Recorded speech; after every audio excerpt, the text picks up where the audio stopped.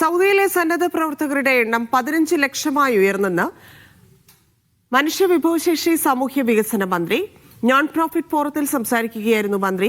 20 രാജ്യങ്ങളിൽ നിന്നായി 100 പ്രമുഖർ സമ്മേളനത്തെ അഭിസംബോധന ചെയ്തു. റിയാദിലായിരുന്നു പ്രഥമ അന്താരാഷ്ട്ര നോൺ പ്രോഫിറ്റ് ഫോറം. മാനുഷിക വിഭവശേഷി സാമൂഹിക വികസന മന്ത്രി എഞ്ചിനീയർ അഹമ്മദ് അൽ റാജിയുടെ നേതൃത്വത്തിലായിരുന്നു ഈ സമ്മേളനം. 20 രാജ്യങ്ങളിൽ നിന്നായി 100 പ്രമുഖർ സമ്മേളനത്തെ അഭിസംബോധന ചെയ്തു. നോൺ പ്രോഫിറ്റ് മേഖല സൗദിയിൽ വലിയ മുന്നേറ്റമാണ് നടത്തുന്നതെന്ന് മന്ത്രി ചൂണ്ടിക്കാട്ടി. സൗദിയിൽ 1500 നോൺ പ്രോഫിറ്റ് സംഘടനകളും സൊസൈറ്റികളും ഉണ്ടായിരുന്നത് ഇപ്പോൾ 7000-ആയി ഉയർന്നിട്ടുണ്ട്. ننظم اليوم منتدى القطاع الغير ربحي بالنسخة الأولى. أبشركم اليوم الحضور كان مميز جدا. عدد الحضور تجاوز 2000 مشارك. وأيضا المميز في الموضوع أنه لدينا اليوم خلال الأيام الثلاثة القادمة لدينا 100 متحدث من 20 دولة. وبالتالي الحمد لله اليوم نعتقد أنه هذه المشاركة من هذه الدول والخبراء اللي حضروا لهذا الملتقى.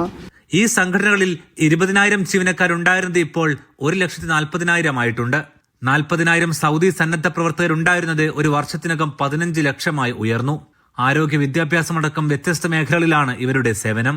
اليوم الحمد لله وصل إلى 1,500,000 متطوع في عام واحد. متطوعين سعوديين في المملكة في مجالات متعددة، في الصحة، في التعليم، في غيرها.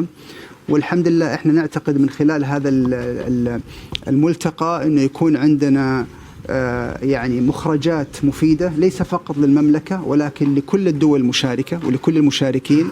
AI സാങ്കേതിക വിദ്യ ഉൾപ്പെടെ ഈ മേഖലയിലേക്ക് ഇപ്പോൾ ഫലപ്രദമായി ഉപയോഗിക്കുകയാണ്.